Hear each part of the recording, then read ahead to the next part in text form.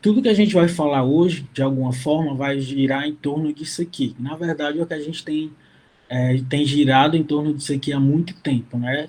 Glicemia, glicose no sangue. De forma mais aguda, a gente vai ver como essa oscilação é regulada e como a gente já sabe, eu já deixei bem claro para vocês a importância que é a manutenção de uma glicemia, principalmente com relação ao sistema nervoso central e a processos metabólicos, mais especialmente quando há um aumento da demanda energética por isso, né? Então a gente vai ver como é que se dá finalmente toda essa interação desses elementos.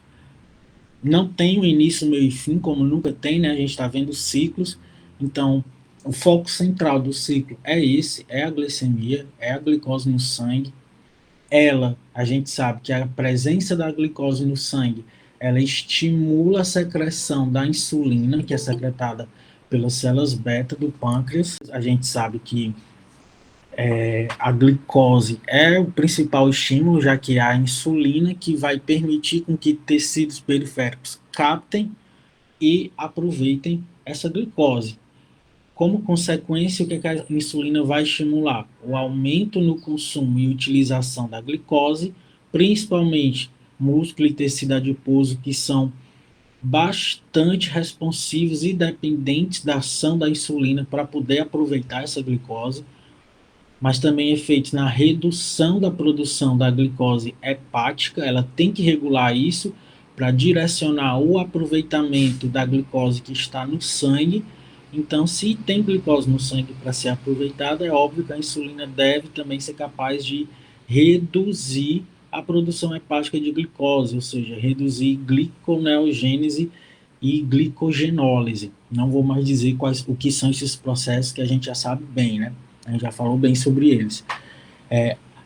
Controlar também o aumento na conversão hepática de glicose em glicogênio e lipídio, que é uma forma de aproveitar glicose também. A gente não pode pensar a glicose como forma de ser uma molécula para ser convertida, para ser oxidada no processo de fosforilação oxidativa na síntese do ATP, além da própria glicólise em si, né, que nem sempre envolve a fosforilação oxidativa, mas existe uma possibilidade anaeróbia disso também. A gente sabe que a glicose ela não vai servir somente para isso. Uma forma de aproveitar também é o que?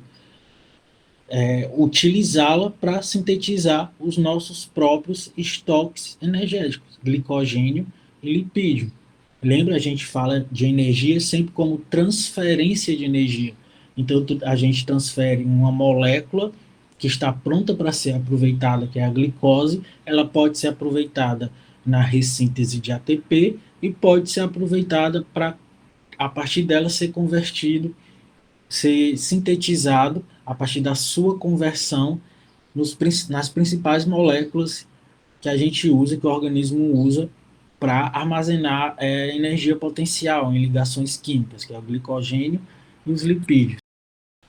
Para isso também, a insulina deve ser capaz de inibir cetogênese hepática, né? Não faz sentido ter cetogênese se existe aporte de glicose para isso, e ela também inibe a lipase sensível ao hormônio, que é aquela lipase que é acionada pelas catecolaminas para ela que aciona em resposta às catecolaminas a quebra do triacilglicerol, então também não faz sentido ter indução de queda de triacilglicerol se existe glicose disponível para isso. E até porque se essa glicose pode ser aproveitada para sintetizar o triacilglicerol, para evitar essa concorrência, né, de estar quebrando justamente aquilo que você quer sintetizar também, ela inibe essa lipase sensível ao hormônio e reduz, consequentemente, a liberação de ácidos graxos livres e glicerol também do adipócito. Então, a gente vai passar por todo esse percurso de ação da insulina, a gente vai entender isso aqui, na verdade, a gente vai entender como é que a glicose consegue estimular a célula beta, como é que a célula beta consegue responder a esse estímulo, e como é que ela secreta a insulina, e quais são os mecanismos que permitem com que a insulina cause todos esses efeitos.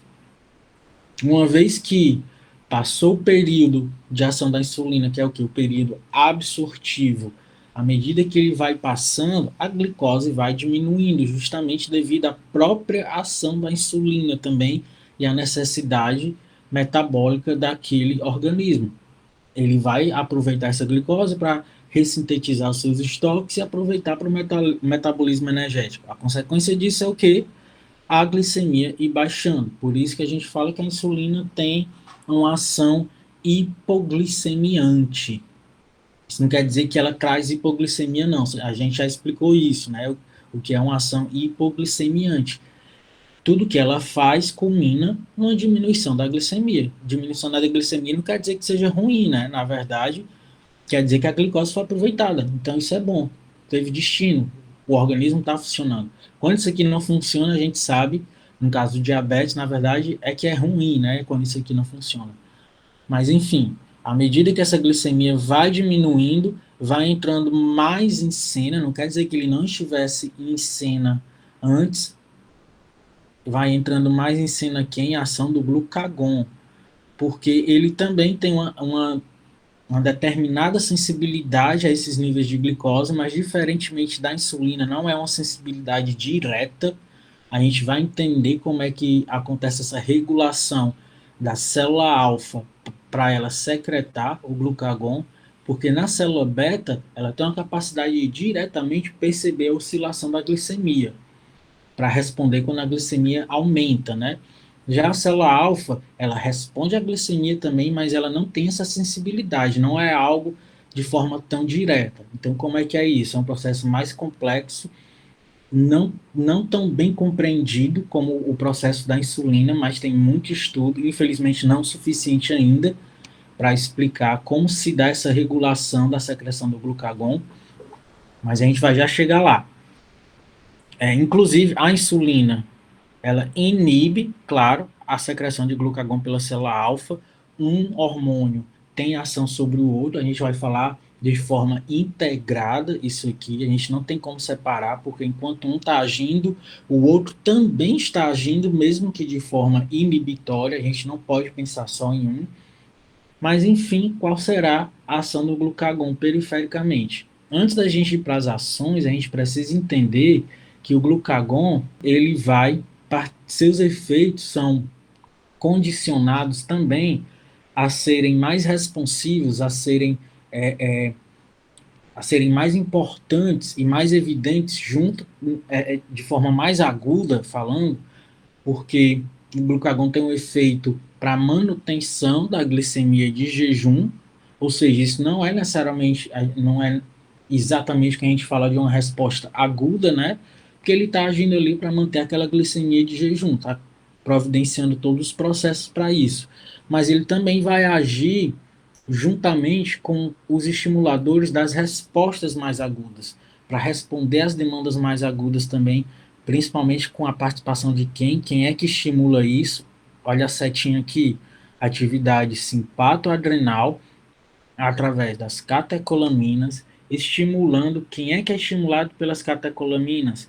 Células, as células alfa são estimuladas diretamente por essa inervação. Vocês podem ver que aqui na insulina a gente não mencionou ainda, não tem a participação em uma resposta aguda, né? De forma tão direta, não é que não aconteça, a gente vai ver que acontece, tem a participação do sistema nervoso autônomo também, mas para decidir se a resposta vai ser mais importante do ponto de vista agudo, é muito característico na ação do glucagon a participação das catecolaminas também.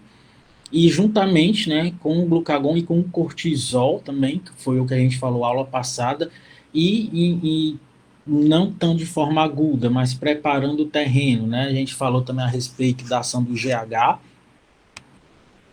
para proporcionar o quê?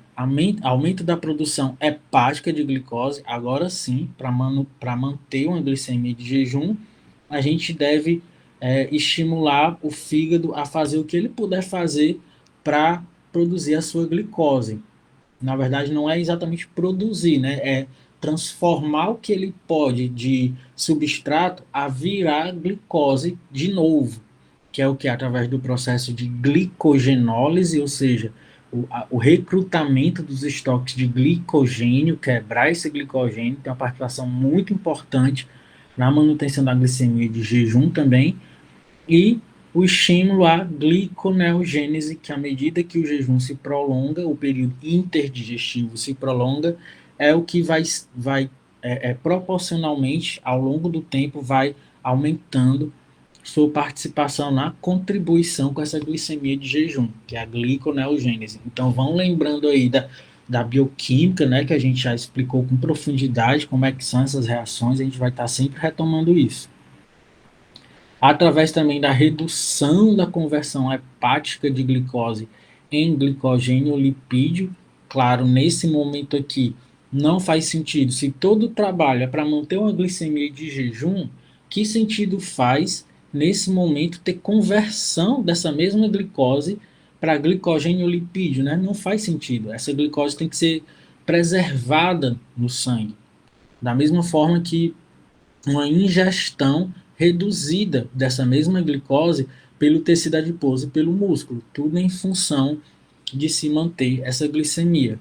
Para isso também é estimulado o aumento da cetogênese hepática, então já se imagina como o recrutamento dos triacilgliceróis e da lipase sensível ao hormônio contribuirá de forma importante para isso. Como consequência, aumenta de cetogênese hepática. Para isso acontecer, deve-se aumentar a liberação de substratos gliconeogênicos do músculo e do tecido adiposo. Do músculo, a gente vai ter o quê? A gente tem triacilglicerol intramuscular, né? A gente tem também glicogênio muscular. E no tecido adiposo, a gente tem a fonte quase que inesgotável de triacilglicerol também. No músculo, a gente tem proteínas estruturais importantes que também são fontes de carbonos que são utilizados como substratos gliconeogênicos também, além do próprio lactato, se por acaso a demanda energética nesse período de jejum no músculo estiver aumentada também, direcionando o metabolismo energético para a via glicolítica lática, anaeróbia, né? A gente já falou a respeito de tudo isso. E claro, estimulando-se também o aumento de lipase sensível ao hormônio e, claro, se ela é estimulada, a liberação de ácidos graxos livres dos adipócitos. Uma vez que todo esse aparato aqui é ativado, qual é o efeito, gente? É um efeito hiperglicemiante, ou seja, é um efeito que tende a aumentar, a trazer de volta e manter os níveis da glicemia. Não necessariamente essa glicemia vai aumentar, mas o importante aqui é também não deixar ela diminuir, não deixar ela diminuir de forma indeterminada, né? O tanto que ela quiser, ela tem que ser mantida em níveis ideais. E em alguns momentos, quando houver uma atividade simpato-adrenal mais, mais potente, se houver um disparo de simpato-adrenérgico, aumentando-se então tudo isso aqui por resposta mais aguda, essa glicemia, que já é a glicemia de jejum, pode até aumentar também. Eu costumo dizer que eu garanto para vocês, vocês podem fazer esse teste em um ambiente seguro para isso, claro, que um organismo que vai fazer exercício físico, por exemplo, que você tem de fato um aumento da atividade adrenal, um aumento da atividade simpática, óbvio, né? O exercício ele é isso, ele consiste nisso, nesse aumento dessa atividade, inclusive para haver contração muscular. Se esse organismo está em jejum, é um período interdigestivo, eu garanto para vocês que a glicemia pós-exercício vai estar maior. Claro, vai depender da intensidade e duração desse exercício também. A gente vai entender então como é que todo esse ciclo aqui acontece. Para chegar nele, então, a gente precisa falar a respeito dessa glândula aqui. Finalmente a gente saiu de forma direta daquele eixo hipotálamo-hipófise, né? A gente não saiu totalmente, porque a gente ainda depende aqui do GH, do cortisol, dos hormônios da tireoide também. Mas hoje a gente vai falar de glândulas do pâncreas que têm a função endócrina. O pâncreas, que já é um conhecido de vocês, né? Fica meio que por baixo, enrolado ali pelo intestino delgado, próximo àquela curva do duodeno. Aqui comparando um desenho com a imunistoquímica de um grupo de células dentro desse pedacinho aqui do pâncreas, que a gente chama de ilhotas. são as ilhotas de Langerhans. Ao redor dessa ilhota, a gente tem células, essas célulazinhas aqui azuis, que são células exócrinas, que têm a função exócrina do pâncreas, que a gente não vai falar a respeito dela, isso aqui vocês viram a importância disso na digestão, né? A gente vai falar da função endócrina do pâncreas, que envolve as células que constituem essas ilhotas aqui, que são as ilhotas de Langerhans. Então, nesse desenho aqui, a gente vê que tem essas células pintadas de amarelo, que são mais externas, né? Elas são meio que elas que estão definindo os limites da ilhota. Então, essa célula alfa são as células que secretam o glucagon. Depois a gente tem um pouco misturadas a elas essas células mais escuras aqui, que são as células D, que secretam somatostatina. É a mesma somatostatina, gente, lá do sistema nervoso central, para vocês verem que interessante, é a mesma molécula aqui secretada em um contexto bem diferente, por outro tipo de célula, né? Tem nada a ver com célula nervosa aqui, mas é a mesma molécula, a mesma substância secretada, o mesmo peptídeo, né? E mais internamente a gente tem essas células pintadas aqui de rosa claro, que são as células beta, que secretam insulina. Lembrando para vocês que isso aqui é um corte. Na verdade, a ilhota ela é tridimensional, né? Ela é como se fosse uma bola. Aqui na direita, uma foto real, dá para ter uma noção mais ou menos tridimensional de como é isso. Já que a gente está acostumado sempre a ver o corte. E o pâncreas, ele não é fácil de se encontrar, né? Porque ele está no meio de muitas vísceras, ele é preso, tem muito tecido conjuntivo ao redor dele, pode passar visualmente despercebido, mas a gente vai ver a grande importância dele, né? Ele é isso aqui é um pâncreas humano real. E aqui para a gente continuar com essa percepção tridimensional de como realmente é uma ilhota aqui à direita, aqui a gente está usando na imunistoquímica uma marcação para as células alfa, que secretam o glucagon, e aqui nessas marrons, podem ver que elas são mais internas, são as células beta, dentro dessa estrutura que é a ilhota. E aqui a imagem, que eu acho a melhor imagem, que é um desenho, na verdade, né, mas que retrata bem como é essa visão tridimensional de uma ilhota. Vocês veem que aqui a gente tem a parte mais interna, essas bege aqui, que são as células beta, e essas verde que ficam meio que formando essa parede, né, que são justamente as células alfa, são quem secreta o glucagon. E isso aqui forma esse caroço, né, essa bolota que forma que é o que a gente chama de ilhota de Langerhans. A gente está acostumado a ver de cima isso aqui, né? Esse corte, mas ela é redonda, como se fosse uma bola mesmo. E fica bem aqui, bem próximo ao ducto pancreático. As ilhotas ficam aqui ao redor do ducto pancreático. E de dentro para fora da ilhota, o que é que existe? Existe muita irrigação. Não dá para ver que aqui não está marcado, né, na microscopia, mas é muito irrigado, claro, por vasos, são artérias e vênulas, né? Ou seja, são vasos unicelulares, de paredes unicelulares, são os menores possíveis, mas é muito irrigado. Aqui é uma representação bem interessante para vocês entenderem como é a dinâmica de secreção dentro da ilhota. Existe um fluxo de dentro para fora, que é justamente esse fluxo que é rico em insulina, esse sangue rico em insulina, já que aqui mais da parte interna, mais interior, né, mais central, é onde tem a maior proporção de células beta, e é desse fluxo de dentro para fora que flui a insulina para a periferia da ilhota para ser carregada através das vênulas que vão desembocar na circulação sistêmica.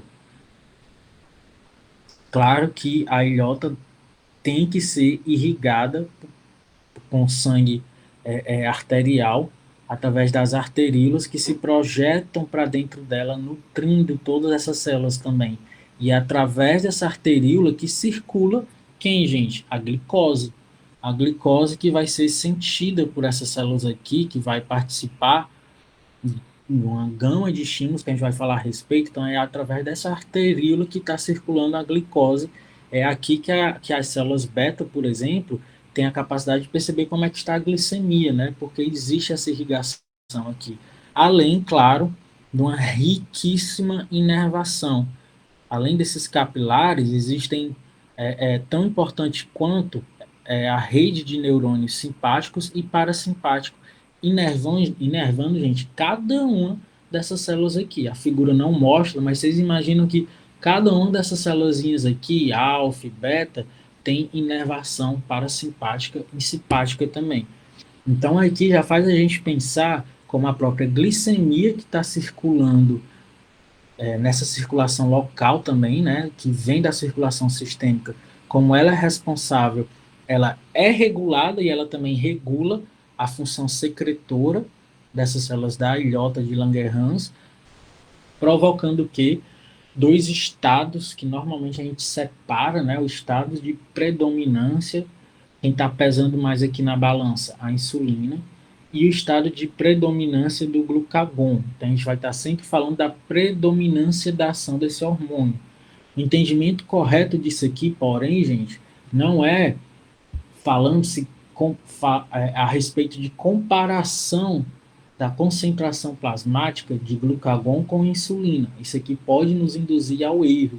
Não quer dizer que nesse momento aqui, que é o estado alimentado, ou que às vezes a gente chama de período absortivo também, que você tem um domínio da insulina, a gente tende a achar que obrigatoriamente a concentração plasmática de insulina tem que ser maior que glucagon. Não é exatamente isso. As concentrações plasmáticas de insulina, elas vão estar aumentadas sim, mas com relação à concentração plasmática de insulina, elas aumentam aqui comparada com a concentração dela mesma, né? Eu não posso comparar A com B, é A com A.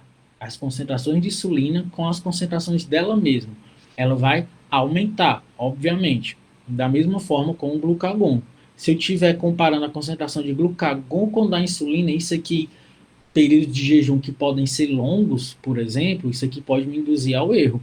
Não necessariamente para o glucagon ser o mais importante aqui, ele vai ter concentração plasmática maior que o da insulina. São dois parâmetros diferentes, né? São duas substâncias diferentes que agem proporcionalmente de acordo com suas concentrações específicas. Então não faz sentido nenhum comparar duas coisas diferentes. Ele é o seu próprio parâmetro. Essa balança aqui, ela tem que ser interpretada de forma correta como a predominância de ação, ok? E, novamente, o que é que a gente está falando aqui? A insulina predominando no estado alimentado, então se imagina que tem nutriente para isso, para ser aproveitado, e quem vai viabilizar isso é a insulina, através de quê?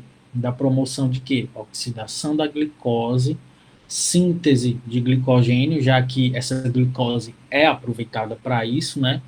Síntese de gorduras e síntese proteica, já que tudo isso pode aproveitar glicose também. E no caso da síntese proteica, aproveitando aminoácidos, né? A gente fala sempre de glicose, glicose, glicose, mas, gente, aminoácido também é um estimulador da insulina, apesar de estimular o glucagon também. A gente vai ver como isso é possível, já que a gente sempre imagina que os dois sejam antagônicos, eles não são antagônicos, eles são parceiros mesmo, apesar de acordo com parâmetros energéticos, metabólicos e energéticos, eles possam ter efeitos aparentemente opostos, eles não são antagônicos, eles se ajudam nesses efeitos também.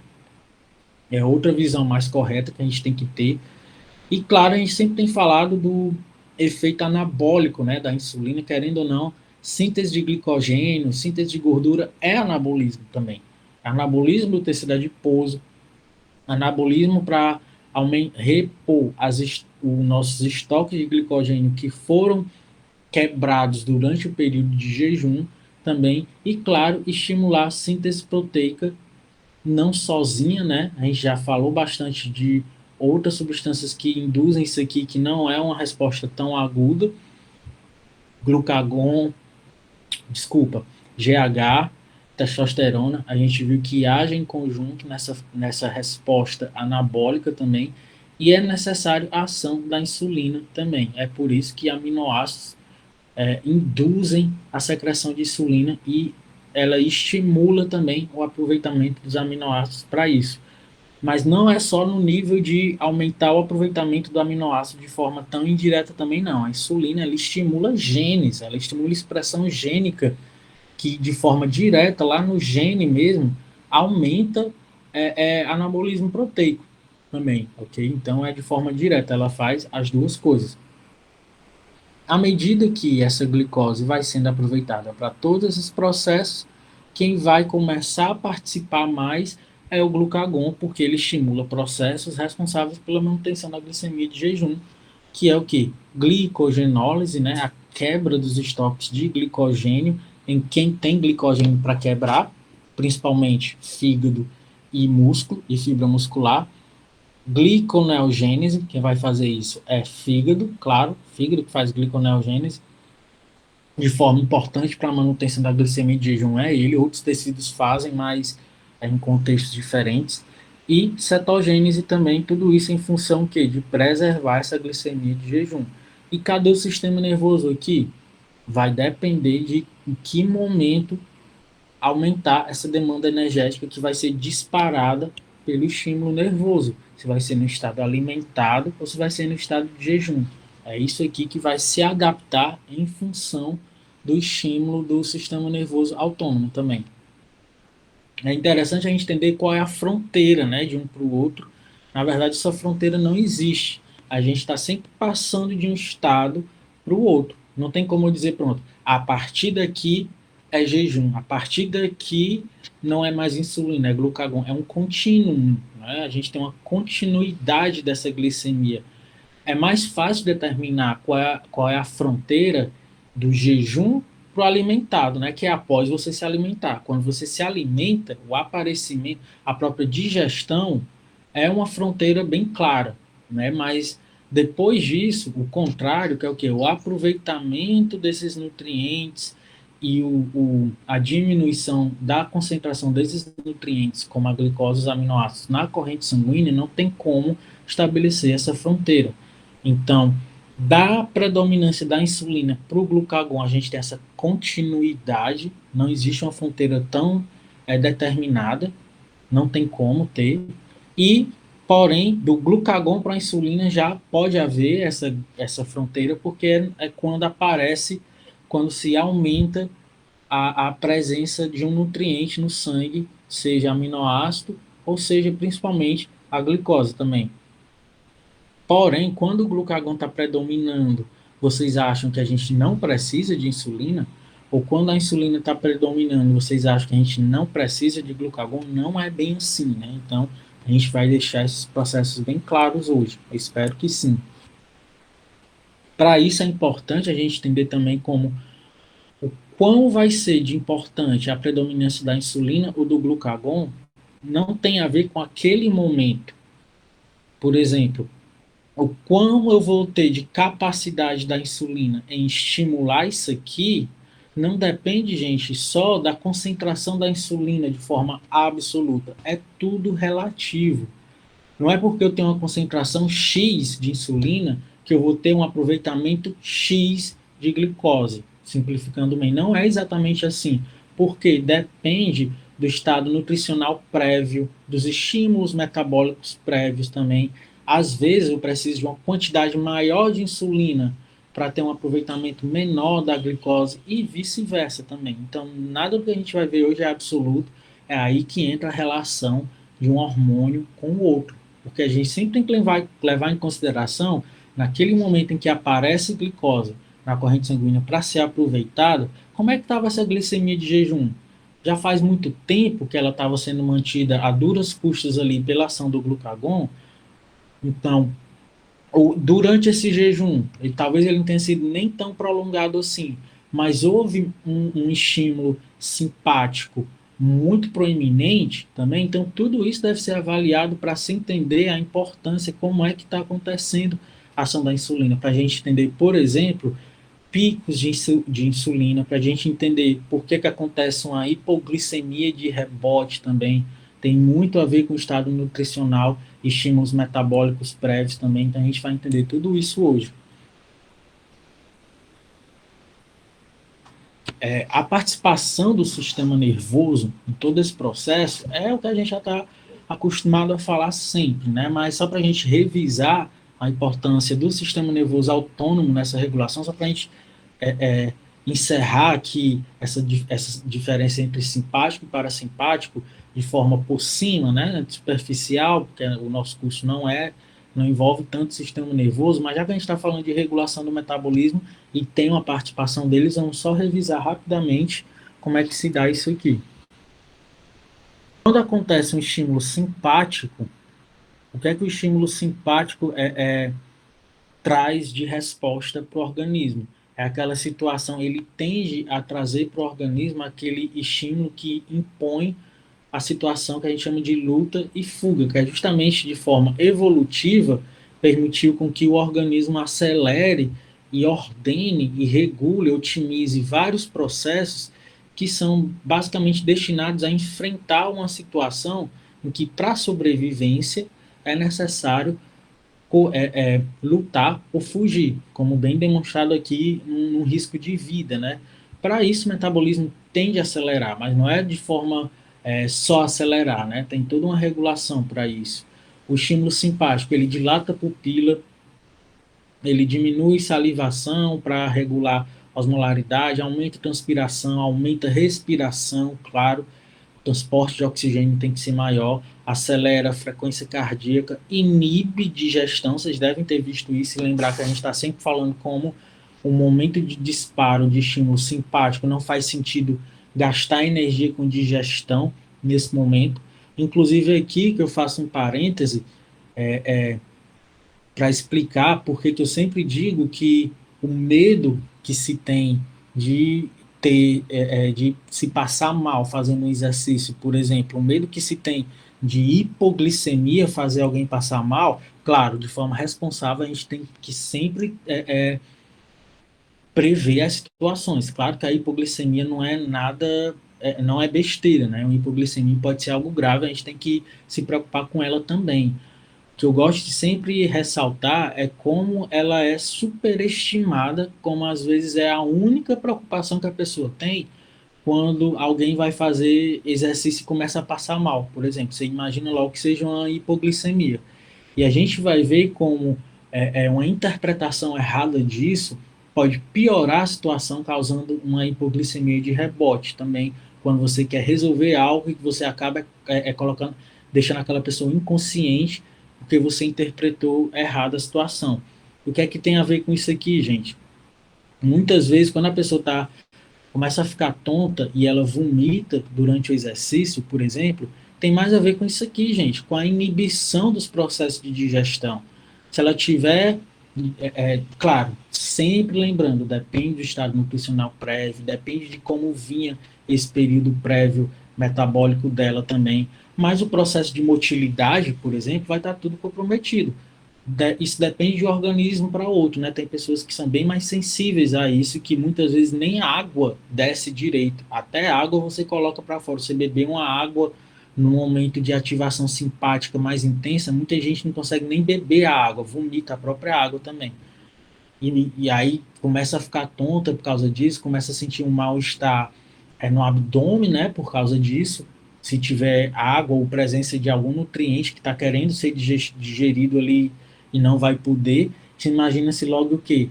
Ah, está tendo uma hipoglicemia, dê glicose para ela. Essa glicose pode matar essa pessoa nesse momento. Então a gente tem que tomar cuidado com isso também.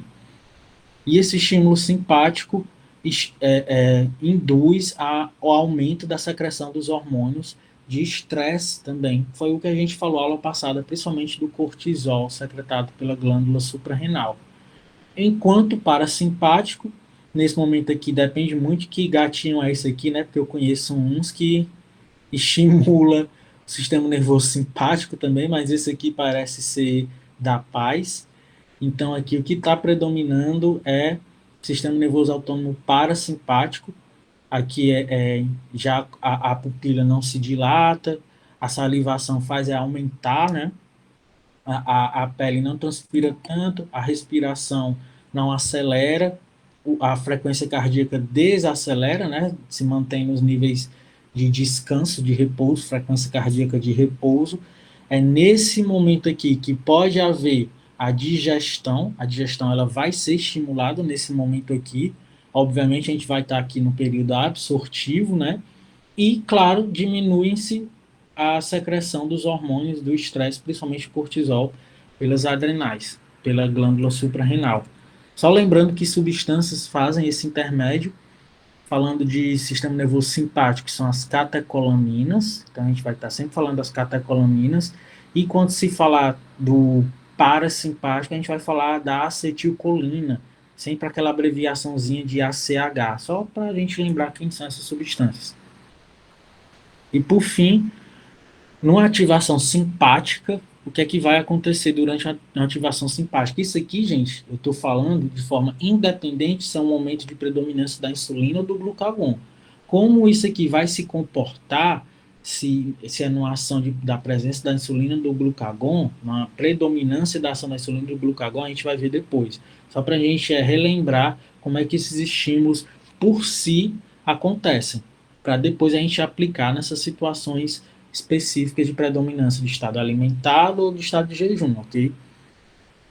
O estímulo simpático, que é o que? Uma resposta a esse estressor via sistema nervoso, vai ativar mais quem? Sistema nervoso simpático agindo sobre, a gente acabou de falar, né? Contração muscular, aumento da frequência, aumento da pressão periférica, respiração mais profunda, mais rápida, interrupção, olha só, da digestão alimentar, aumento da perspiração, diminuição da secreção salivar, e estimulando também aqui na glândula suprarrenal a liberação de hormônios suprarrenais das catecolaminas suprarrenais, que vão também reforçar de forma muito importante todos esses mesmos fenômenos aqui, aumento da frequência, aumento da pressão e aumento da termogênese também, né, aumento da temperatura corporal que reforça todo esse estímulo de acelerar o metabolismo e aumento do consumo de oxigênio que vai ter o seu suprimento também aumentado, já que a respiração, a intensidade se aumenta também.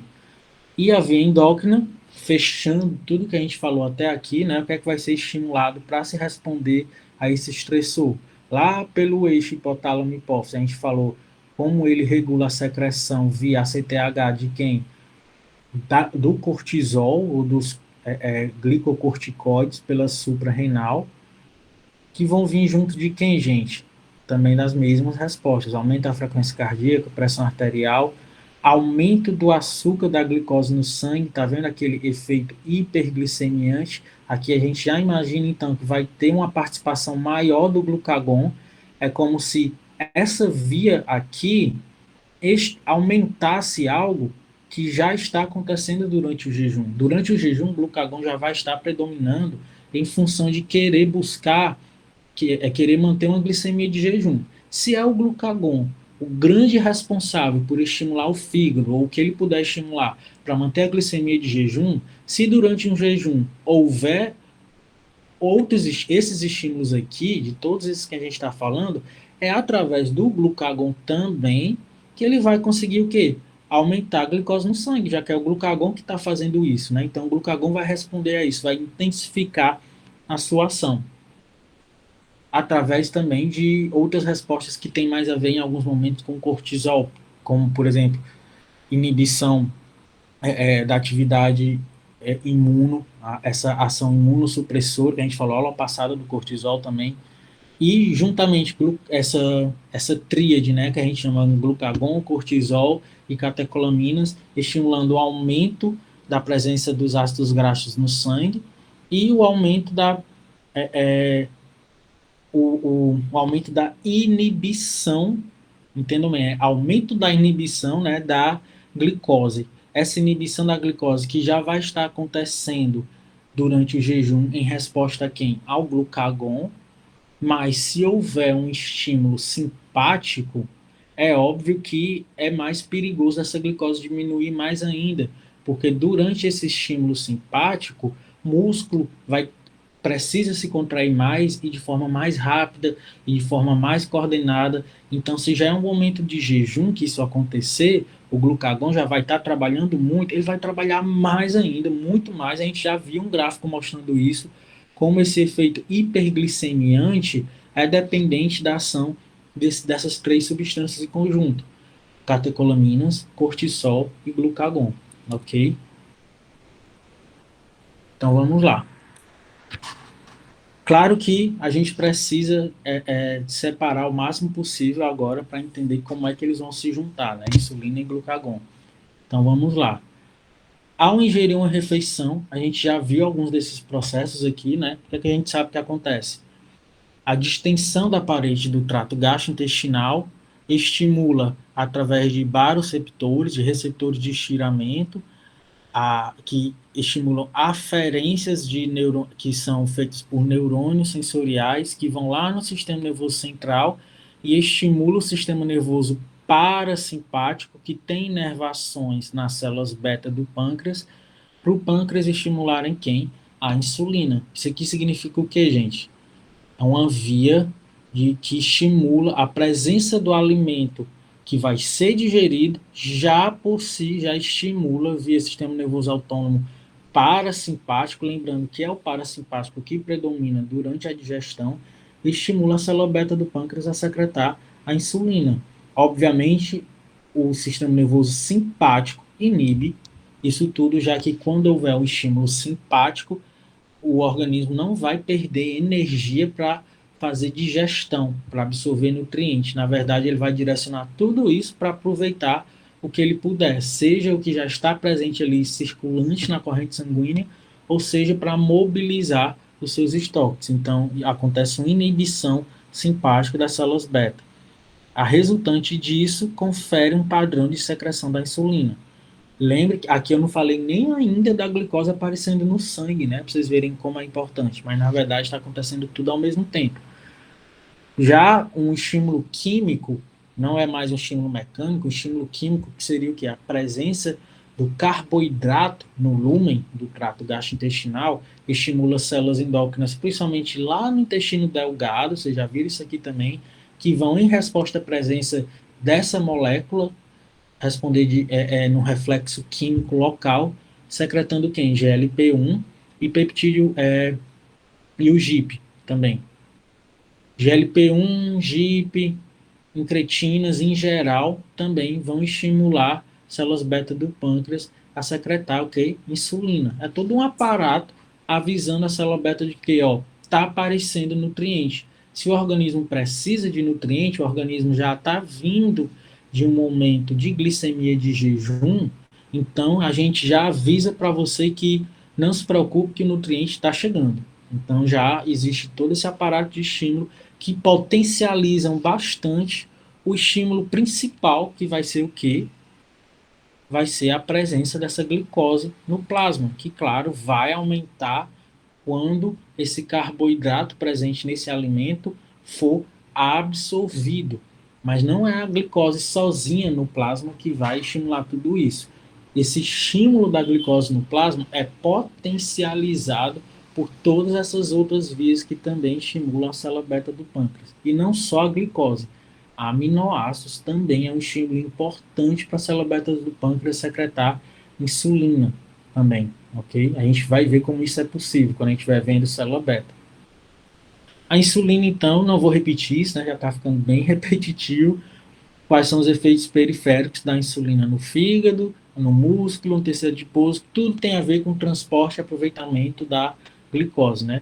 A gente não pode, sempre lembrem disso, a gente não pode deixar de mencionar a inter-relação de um com o outro. Não é só isso aqui que acontece. Outra coisa muito importante acontece também em resposta a essa insulina aqui, que é o que, gente? A inibição das células alfa, que nesse momento aqui podem sossegar um pouco, na verdade elas podem sossegar bastante, né, na sua secreção de quê? Elas secretam quem? Glucagon. O glucagon tem um trabalho imenso para quê? Para manter a glicemia de jejum. Então é interessante que alguém avise que essa célula alfa, aqui é a célula alfa, diminui o glucagon que está chegando no nutriente. Então a insulina faz isso aqui também. Então sempre lembrem que não faz sentido a célula beta fazer tudo, responder a tudo isso, secretando insulina, se a célula alfa continuar secretando glucagon, né? Não faz sentido nenhum. Então, uma coisa influencia a outra. E o inverso é verdadeiro também. E eu já falei para vocês, quando tudo isso estiver acontecendo, à medida que a insulina vai agindo, que essa glicose vai sendo aproveitada, o que é que vai acontecendo com a glicemia aqui embaixo? Ela vai diminuindo. À medida que a glicemia vai diminuindo, a própria inibição que a insulina estava exercendo sobre a célula alfa que secreta glucagon vai diminuindo, claro, porque lembre-se que é retroalimentação negativa, menos elemento circulante que é controlado, que é quem? Que é a glicose, se ela está diminuindo, a secreção da insulina vai diminuindo também, porque ela começa a entender que ela fez o seu trabalho. Então ela vai diminuindo, se ela vai diminuindo, a inibição que estava sendo feita na célula alfa vai diminuindo também. E a partir desse, não é exatamente a partir desse momento, né, ao longo desse período em que essa glicose vai diminuindo, é essa diminuição da glicose que vai promover o estímulo para aumentar a secreção do glucagon, estimulando quem? As células alfa do pâncreas. Então é uma continuidade, né? Uma coisa não está acontecendo separado da outra. Ela se sobrepõe, mas em momentos vai ter a predominância de um, em momentos vai ter uma predominância de outro. A gente sempre vê a balança ou de um lado ou do outro, mas a gente tem que imaginar que a balança subindo e a balança descendo. Ela nunca está parada, né? Ela nunca está parada. Enfim, o estímulo principal, então, que a gente interpreta dessa forma, para as células alfa do pâncreas secretar glucagon, é a diminuição da glicose no plasma. Até porque os efeitos do glucagon é principalmente, gente, estimular o fígado a fazer o quê? Quebrar glicogênio e fazer gliconeogênese em função de seu efeito hiperglicemiante, da manutenção da glicose no plasma. Com o detalhe de que esse glucagon, o que é que ele tem a ver com a ação da insulina, já que um sempre regula o outro? Vocês acham que, deixando a pergunta no ar, faz sentido o glucagon ter todo o trabalho? Na verdade, quem tem um trabalho é o fígado, né? O glucagon manda o fígado trabalhar.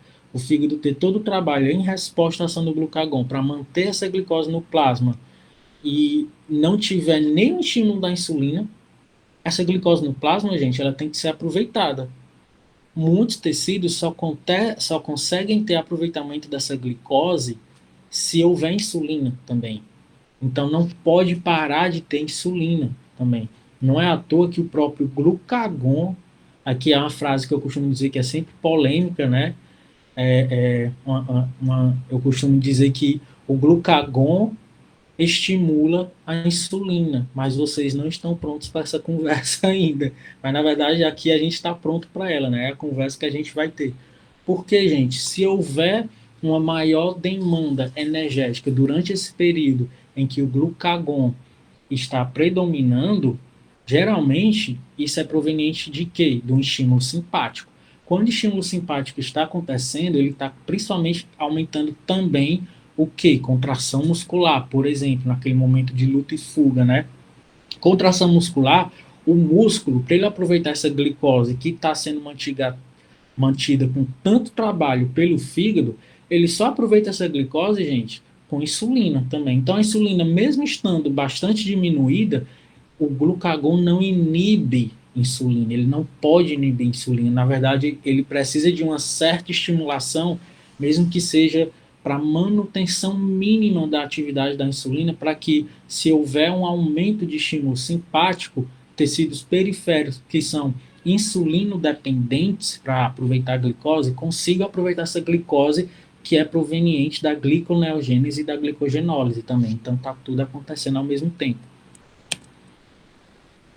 Esse mesmo sistema nervoso simpático que lá na célula beta, quando aumenta o estímulo simpático, ele inibe a célula beta, ele aqui vai estimular o glucagon, a célula alfa, a secretar mais glucagon. Lembra que eu falei para vocês que no período interdigestivo ou no jejum, que é uma coisa praticamente igual à outra, né? No período de jejum, que o glucagon está predominando, se houver um aumento da demanda metabólica proveniente do estímulo simpático, é óbvio, é bem-vindo que essa inervação simpática faça com que a célula alfa secrete mais glucagon. Porque secretando mais glucagon, vai ter mais glucagon estimulando o fígado a fazer mais gliconeogênese e mais glicogenólise, ok? Então, é através do estímulo direto na célula alfa também, que estímulo simpático, adrenérgico, também aumenta a ação do glucagon. Em função que, gente, de se preservar essa glicemia de jejum. É por isso que durante um estímulo simpático, como proveniente do exercício, tem todo esse aparato para não permitir que haja uma hipoglicemia, mesmo que durante um período de jejum aconteça uma demanda metabólica maior. Na verdade, essa glicemia aqui vai tender a aumentar, mesmo não aumentando digestão de nada. Na verdade, a digestão nesse momento vai estar inibida, né? E o cortisol também estimula todo esse processo, já que o cortisol também vem junto nessa adaptação a um estressor. E olha que interessante, não sei se algum de vocês já reparou, aminoácidos, já falei para vocês também, né? Já introduzi essa ideia, é um estímulo em comum para os dois. Apesar de ser um estímulo em comum, é como se fosse o mesmo estímulo, mas que vão servir para propósitos diferentes aqui. Se é um estímulo em comum, como é que uma ação não vai atrapalhar a outra? A gente vai entender como é que isso acontece também. Mas o aminoácido estimular a insulina tem mais a ver com o que, gente? Em a insulina estimular a captação desses aminoácidos para os processos de aproveitamento do aminoácido para sintetizar proteína em geral, já que proteína é feita de aminoácidos, né? Já aqui no pâncreas, é mais o aproveitamento desse aminoácido enquanto substrato em quem? Na sua conversão hepática em glicose de novo, gliconeogênese, já que a gente sabe que aminoácidos é um importante substrato para a gliconeogênese hepática também. O que vai direcionar se esse aminoácido vai ser aproveitado para anabolismo ou vai ser aproveitado para gliconeogênese é justamente o estado nutricional e o estado metabólico. Porém, o mesmo substrato estimula ambas as vias. Olha que interessante, né? Não é tão antagônico assim. O propósito é diferente, mas o estímulo é o mesmo, que é o quê? A presença do aminoácido no plasma. Como eu falei para vocês, a insulina, ela também tem um efeito sobre a célula alfa do pâncreas, mas esse efeito é inibitório. É assim que a célula alfa do pâncreas é regulada, ela é regulada pela insulina, olha que interessante. Como é que a célula alfa do pâncreas consegue responder às oscilações de glicose, mesmo que seja fazendo o contrário que a célula beta faz? É através dessa regulação da insulina. Porém, a insulina tem um efeito de contrarregulação do glucagon. Ela inibe a célula alfa. A gente vai ver como é que isso acontece quando a gente chegar lá na célula alfa. Enquanto o glucagon estimula a célula beta a secretar insulina naquele momento de jejum em que houver uma necessidade para isso também, claro, a insulina não vai conseguir responder de forma a trazer picos de insulina, respondendo a glucagon, isso é impossível de acontecer, já que é justamente quando o glucagon está predominando, gente, que a glicemia não tem como aumentar tão drasticamente assim, já que é ele que está mantendo a glicemia, né? Porém, se houver uma necessidade periférica, uma demanda periférica aumentada para aproveitar essa glicose em tecidos que são dependentes da ação da insulina para esse transporte e aproveitamento, é óbvio que é interessante que o glucagon estimule a secreção de insulina também. Então, essa rede que eu acho fantástica que a gente vai entender hoje.